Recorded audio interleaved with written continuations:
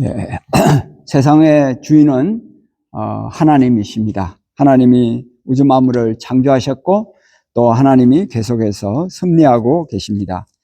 지구는 마지막을 향해서 나아가고 있습니다. 우리의 마지막도 분명히 10년 후인지 20년 후인지 알지 못하지만 하여튼 오는 것이고요. 이 나라의 마지막도 분명히 오는 것입니다. 하나님께서 이 애굽이라는 나라를 고대 시대에는 대단하게 복 주셨습니다. 그래서 세계 4대 문명 중에 하나가 바로 이 이집트 문명이었죠. 그래서 나일강을 중심으로 이 이집트는 얼마나 많은 문명을 가지고 주변의 나라들을 정복하기도 하고 또 영향을 미치기도 하고 그렇게 했습니다. 그 애굽의 피라미드만 보더라도 뭐 얼마나 거대한지 모릅니다. 높이가 한 500m 거의 가량 돼요.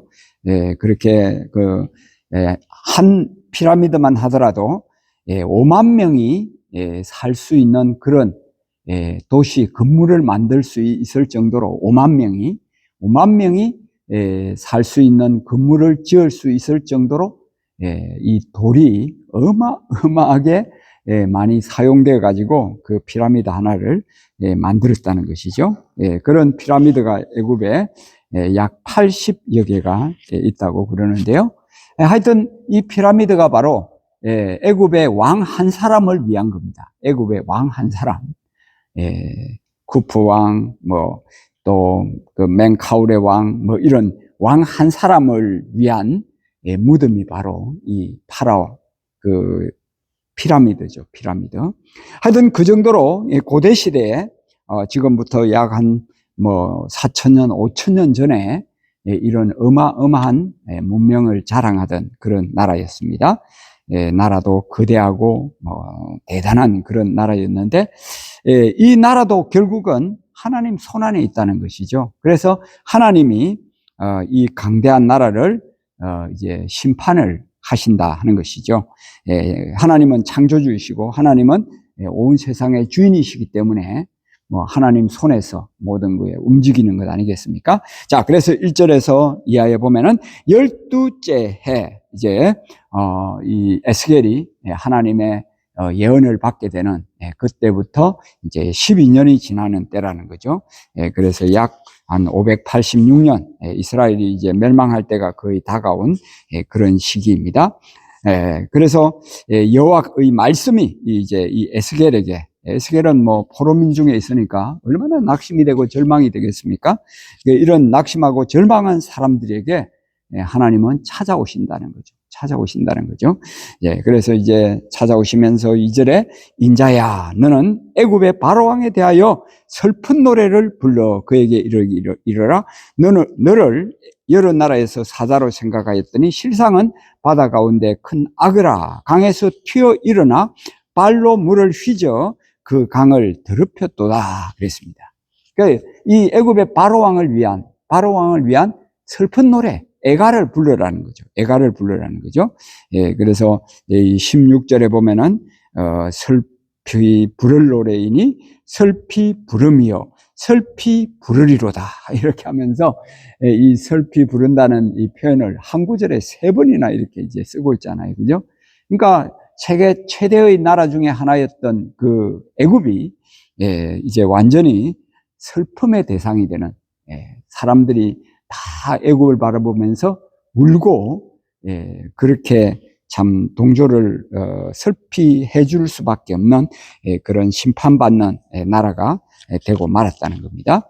자, 이 애굽은 31장에도 이제 나와 있었듯이 자신이 이제 나일강의 창조주라 그랬습니다. 자신이 온 우주 만물의 창조주라 그랬습니다. 그렇게 자신을 창조주, 주인으로 막 이렇게 의식하면서 이제 2절 말씀에는 자기를 여러 나라에서 사자로 생각했다는 거죠. 사자, 라이언, 이 사자, 큰 사자, 이 짐승 중에 왕이 바로 사자 아닙니까, 그죠? 이 사자, 자기가 온 세상 열방의 사자다, 나는 사자다 이렇게 이제 했다는 거죠. 그러나 실상은 바다 가운데 이 바다는 결국 나일강을 이야기하겠죠. 이 나일강에 있는 악어에 불과하다는 거죠. 큰 악어, 악어에 불과하다. 그런데 그 악어가 이웃 나라들 그 좋은 문명을 가지고 문화를 가지고 좋은 영향력을 끼치고 덕을 끼치고 생명을 살리고 구원하고 이런 일을 해야 될 텐데 하나님이 그 목적을 위해서 나라를 세우고 사람을 세우고 우리 또 믿음의 사람들을 세우는 거 아닙니까? 그죠?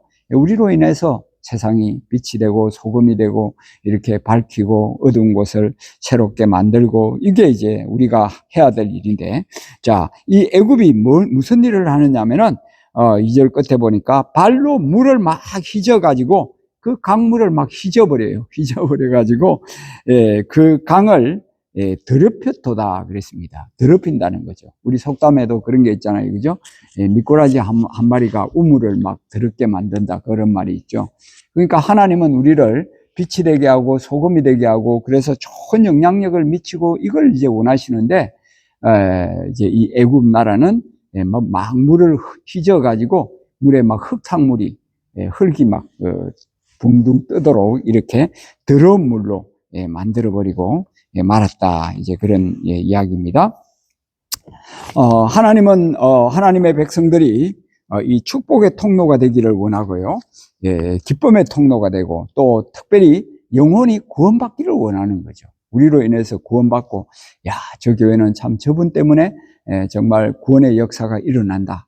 저분 때문에 내가 교회에 열심히 나가야 되겠다. 이런 믿음의 아름다운 본을 보여주는 그런 모습이 되어야 되는데 이 애굽은 그러지를 못하고 교만해가지고 자기가 창조주이고 자기가 주인인 듯이 막 이렇게 행세하면서 이제 그 물을 휘저어가지고 혼란을 일으켰다는 거죠. 문제를 막 일으키는 트러블 메이커라는 거죠. 그리고 이제 강을 더럽혔다 그랬습니다. 오염을 막 시켜버렸다 그랬습니다. 하나님이 원하시는 것은 거룩이에요. 그죠? 하나님은 내가 거룩하니 너희도 거룩하라 그랬잖아요. 그죠? 이 교회라는 공동체는 거룩한 공동체거든요. 하나님이 예수님의 피로 값주고 산 거룩한 공동체인데 이 공동체를 더럽히는 오염을 시키는 이런 존재가 바로 애굽이었다. 이렇게 이제 말씀합니다. 자, 그래서 하나님이 이제 그냥 두실 수가 없는 거죠. 3절에 보니까 주 여호와께서 이같이 말씀하셨느니라 내가 많은 백성의 무리를 거느리고 내 그물을 내 위에 치고 그 그물로 너를 끌어오리로다 그랬습니다. 하나님은 그물을 던지시는 분이라는 거죠. 그물. 마태복음 13장에도 보면은 예수님이 이 그물 비유를 이제 하시잖아요. 그죠? 그러니까 어부가 이제 강이나 뭐 겨울에 이런 데 가서 이렇게 그물을 이제 던지고 그리고 이제 조금 있다가 그걸 끌어당기죠. 그러면은 그 속에 많은 물고기들이 이렇게 잡혀져 나오는 거 아닙니까? 그 하나님의 그물, 이 악어가 막 굉장히 큰 동물 아닙니까? 큰 동물인데 하나님의 그물이 뭐 엄청나게 큰 거였죠. 그래서 이제 그물을 던져가지고 이 큰 악어도 그대로 이제 잡아버린다는 겁니다. 잡아버려요. 그래서 많은 백성을 거느리고 그랬습니다. 하나님의 군대는 뭐 어마어마한 거죠. 그 아람 군대가 북이스라엘을 막 정복할 때 얼마나 많은 그 군대가 왔습니까? 수십만 명이 와서 이렇게 이제 이스라엘을 포위하고 있으니까 이제 이 엘리사의 종 게하시가 막 벌벌벌 떠는 겁니다. 야, 이 아람 군대가 우리 원수 군대가 막 너무너무 크다 그러면서 너무너무 엄청나다 그러면서 막 이제 엘리사 선생님 우리가 이제 어떻게 할까요? 우리 이 이스라엘 나라는 망하게 되었습니다. 막 그러면서 막 염려하고 막 두려워하고 근심하고 막 그러는 거죠. 그러니까 이 엘리사가 기도합니다. 하나님 눈을 열어 이 게하시가 하나님의 그 군대를 보게 해달라고 눈을 열었어. 그러니까 하나님이 이제 그 기도 응답을 해주셔가지고 게하시의 눈을 뜨게 하신 거죠. 그래서 게하시가 이제 보니까요, 이 아람 군대가 어마어마하게 많은데 그 아람 군대를 포위하고 있는 여호와의 군대, 하나님의 군대가 그것보다도 몇 배나 많더라는 겁니다. 그래서 게하시는 이제 두려움을 다 없애고 정말 하나님은 우리를 지키시는 분이구나. 하나님이 우리를 보호하시는 분이구나. 이걸 이제 깨닫게 되었다는 그런 이야기죠. 자, 우리도 영의 눈을 뜨고 살아야지, 영의 눈을 뜨지 않으면요, 보이는 세계만 보고서, 야, 이게 아무것도 아니구나, 뭐, 우리가 초라하고 너무나 보잘것없구나, 뭐, 이렇게 생각할 수 있습니다. 그러나, 보이지 않는 그 하나님은 우주 만물의 왕 중의 왕이시고 창조주이시잖아요. 그죠? 그 예수 그리스도께서 우리를 위해서 십자가에 달려 돌아가시고 우리의 모든 것을 다 용서해 주시고 우리에게 영생을 주시기를 원하시는 분이시잖아요. 그죠? 그래서 그 거룩하신 하나님을 따라서 그 하나님에게 붙어서 우리도 강하고 담대하게 믿음으로 살아야 된다는 거죠. 그렇지 않으면 이 바로 왕과 같이 하나님의 그물에 걸려가지고 이제 비참한 신세가 되고 만다는 거죠. 자, 그래서 4절에 그 내용이 나오죠. 내가 너를 이 큰 악어를 무태 버리며 땅에 이제 버리겠다는 거죠. 이 악어는 무태에서 오래 살 수가 없습니다. 물 속에 있어야 되죠. 물 속에 있어야 되는데 무태 던져버린다는 거죠. 들에다가 던져버린다는 거죠. 그리고는 공중의 새들이 이 악어 위에 앉게 된다는 겁니다. 온 땅의 짐승이 악어를 먹어가지고 배부르게 하리로다 그랬습니다. 그럼 어떻게 된 겁니까? 그물에 걸려가지고 하나님이 이 악어를 죽이셨다는 이야기죠. 죽여가지고 이제 이 무태 그 들판에다가 던져버렸다는 그런 이야기입니다. 야, 그래서 5절에 보니까 내가 내 살점을 여러 산에 두며 내 시체를 여러 골짜기에 채울 것이며 내 피로 내 헤엄치는 땅에 물대듯 하여 산에 미치게 하며 그 모든 개천을 채우리로다 그랬습니다. 이게 완전히 죽어가지고 피가 막 철철철철 흘러가지고 비참한 신세가 되고 말았다. 그런 이야기죠. 여러분 요한계시록에도 보면은 하나님께서 이 악의 세력들을 심판하실 때 이 그 시체들이 그냥 막 온 산을 가득 차지 않습니까? 온 산이 가득 차지 않습니까? 그래서 새들이 와서, 짐승들이 와서 이걸 이제 다 먹어 치우는 거죠. 그래서 새들의 잔치, 짐승들의 잔치가 될 수밖에 없는 것이 바로 이 악의 세력들이라는 거죠. 악의 세력들이라는 거죠. 그래서 이런 것에 대해서 우리가 잘 알고 믿음 생활을 이제 바르게 해야 된다는 이야기입니다.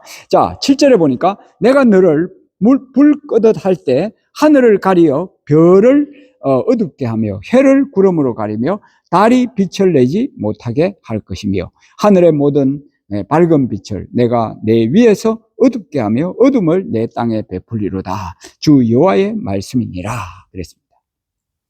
자, 하나님이 창세기 1장에 빛을 창조하셨습니다. 그리고 해와 달과 별들을 만드셨습니다. 그래서 이제 이 우주에 낮에는 태양이 그죠? 이 지구에 태양이 이제 빛을 밝히는 거고 밤이 되면은 달이 그리고 이제 별들이 어둠을 이제 밝히는 거죠. 그런데 이 별들이나 해나 그리고 이제 달이나 이 하늘의 모든 밝은 빛들이 다 이제 어둡게 사라져 버린다는 겁니다. 하나님께서 이렇게 이제 하신다는 겁니다. 이 애굽이 출애굽기에 보면은 9번째 10가지 재앙 중에서 9번째 재앙이 뭡니까? 바로 흑암재앙 아닙니까? 흑암재앙. 그러니까 하나님이 이 애굽이 믿고 있는 이 태양신을 무력하게 만들어 버린 거예요. 무력하게. 하나님이 태양신을 피조물이지 태양신이 아니라는 겁니다. 이건 인간이 숭배할 대상이 아니고 인간이 이 태양을 통해서 빛을 받고 또 생활을 하게 되는 거죠. 그리고는 하나님을 찬양해야 되는 거죠. 태양을 찬양하고 태양을 숭배하는 게 아니라 자, 애굽의 이 문화들, 애굽의 그 문명들 찬란한 태양과 같았습니다. 애굽의 문화가 얼마나 지금부터 뭐 4,000년 전에 그런 뭐 어마어마한 문명을 가지고 있었으니까 찬란한 문화 아닙니까? 그런데 그 찬란한 문화도 하나님께서 손대시니까 어둡게 되는 캄캄하게 되는 침체기를 겪을 수밖에 없게 된다는 겁니다. 그래서 애굽은 멸망하게 되고 그 문화는 아직까지 남아있지만 애굽이 뭐 세계를 주도하는 그런 나라가 더 이상 되지 못하고 만 것입니다. 자, 9절에 패망의 소문이 여러 나라 곧 내가 알지 못하는 나라들에 이르게 할 때 많은 백성의 마음을 번뇌하게 할 것이며 그 많은 백성을 너로 말미암아 놀라게 할 것이며 내 칼이 그들의 왕 앞에서 춤추게 할 때 그 왕이 너로 말미암아 심히 두려워할 것이며 내가 엎드러지는 날에 그들이 각각 자기 생명을 위하여 무시로 떨리로다 그랬습니다. 이 세 가지 하나님이 심판하실 때 이 인간의 모습, 바로 왕이나 주변의 나라들 사람들의 모습이 뭡니까? 놀라게 된다는 거죠. 놀라게 된다는 거죠. 그 다음에 심히 두려워하게 된다고 그랬습니다. 그 다음에 무시로 떨게 된다고 그랬습니다. 이게 하나님의 심판을 당하는 인간의 모습이라는 거죠. 우리 인간이 외적으로는 막 강해 보이고 대단해 보이고 막 모든 걸 다 정복하고 이길 것 같은 그런 모습입니다만 하나님 앞에는 아무것도 아닌 거죠. 초계와 같은 거죠. 바람과 같은 거죠. 그래서 놀라게 되고 심히 두려워하게 되고 무시로 떨 수밖에 없는 존재가 바로 하나님 앞에 인간의 모습이라는 거죠. 인간의 모습이라는 거죠. 너희는 흙이니 흙으로 와서 흙으로 돌아갈지어다. 이게 인간의 모습이라는 거죠. 자, 11절에 주 여호와께서 이같이 말씀하셨느니라 바벨론 왕의 칼이 내게 이르리로다. 나는 내 무리가 용사고 모든 나라의 무서운 자들의 칼에 엎드러지게 할 것이며 그들이 애굽의 교만을 패하며 그 모든 무리를 멸하리로다 그랬습니다. 무서운 자들의 칼, 이 무서운 자들은 바로 하나님이 악의 도구를 사용하시는 바벨론이죠. 바벨론 왕과 바벨론의 그 군대들, 강한 그 군대들이 이 애굽을 완전히 정복하고 멸망을 시키게 된다는 겁니다. 그래서 애굽 자신이 나는 창조주와 같다. 뭐 나일강 이거 내가 만들었다. 내 거다. 막 그러면서 자랑하고 나는 막 온 나라의 사자다. 막 누가 나를 덤빌 것이냐. 막 이렇게 이야기하지만 호언장담하지만 이게 아무것도 아니라는 겁니다. 하나님 앞에서는 초계와 같은 연약한 흙과 같은 그런 존재에 불과하다는 사실을 이제 그 애굽이 알아야 되고 우리 모든 세상의 피조물들도 다 이제 이것을 알고 믿음으로 살아야 한다는 것이죠. 자, 13절에 모든 짐승을 큰 물가에서 멸하고 사람의 발이나 짐승의 굽이 다시는 그 물을 흐리지 못하게 할 것이다. 그래서 아까 2절에서는 막 강을 휘저 가지고 막 그걸 더럽게 만들었는데요. 이제는 하나님께서 정화 작업을 하시겠다는 겁니다. 정화 작업. 하나님의 손에서 우리가 들림 받으면 하나님이 우리를 하나님은 거룩하신 분이기 때문에 우리를 거룩하게 만들어 가시는 거예요. 우리가 그래서 성화라고 그러잖아요. 그죠? 우리가 점점 예수님을 닮아가고 하나님을 닮아가는 그런 성화의 모습으로 나아가야 된다는 거죠. 그래서 예수님을 믿으면 믿을수록 우리는 점점 거룩하게 되어가는 하나님을 닮아가는 그러나 이 애굽과 같이 막 강을 더럽히고 막 휘저어가지고 혼란하게 하고 이런 역할을 하는 사람이 아니라는 겁니다. 자, 15절에 애굽 땅이 황폐하여 사막이 되게 하여 풍성한 것이 없게 할 것이며 그 가운데의 모든 주민을 치리니 내가 여호와인 줄을 그들이 알리라 그랬습니다. 하나님께서 손대시면 이 모든 것이 주인이 내가 아니구나, 애굽이 아니구나, 바로가 아니구나, 이걸 분명히 깨달아야 된다는 거죠. 내가 아무리 애쓰고 노력하고 힘썼다 하더라도 내가 아니라는 겁니다. 내가 아니고 여호와 하나님이 모든 것의 주인이시고 왕 중에 왕이시다 하는 것을 우리가 늘 깨닫고 살아야 합니다. 그렇지 않으면 우리의 마음이 황폐하여 사막이 된다는 거죠. 사막. 이제 마음이 사막이 되면은 그 마음이 얼마나 참 힘들고 어렵습니까? 그죠? 그저께 주일에도 이스라엘 백성들을 광야에서 이제 훈련을 시키는데 하나님께서 그 르비딤이라는 곳에 이제 도달하게 하잖아요. 그죠? 그런데 거기서 물이 없어가지고 막 목이 말라가지고 죽어가는 거예요. 목이 말라가지고 막 모세를 원망하고 막 모세에게 막 돌을 잡고 던지려고 그래요. 돌을 잡아서. 그래서 모세를 죽이려고 하는, 돌로 막 죽이려고 하는 그런 모습을 볼 수 있는데 인간은 이렇게 가란 존재입니다. 세상 것에 아무리 우리에게 뭐 물질을 많이 준들, 뭐 명예와 권세와 지위를 많이 준들, 그걸로 우리가 100% 만족할 수 있겠습니까? 어거스틴의 말대로 우리는 하나님으로 이 마음을 채워야지, 그렇지 않으면은 세상의 것 아무리 채워도 그게 우리의 갈증을 온전히 해결할 수가 없다는 것입니다.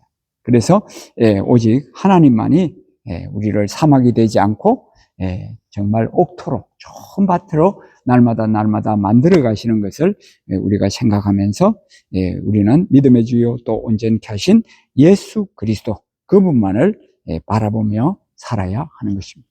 그분만이 우리의 유일한 의지입니다. 거룩하신 그 주님만이 우리를 거룩하게 만들어 주시고 우리에게 셈을 주시고 우리를 능력 있게 사용하실 줄 믿습니다. 오늘 애굽의 이 황폐해가고 또 멸망해가는 모습을 보면서 우리 자신은 하나님 앞에 더욱 무릎을 꿇고 엎드려 기도하고 회개하면서 겸손하게 하시고 하나님의 뜻을 우리가 늘 추구하며 하나님을 바라보며 하나님을 의지하며 하나님만을 신뢰하며 나아갈 수 있는 그런 하나님의 사람들이 되기를 주의 이름으로 축원합니다. 기도하겠습니다. 오 하나님,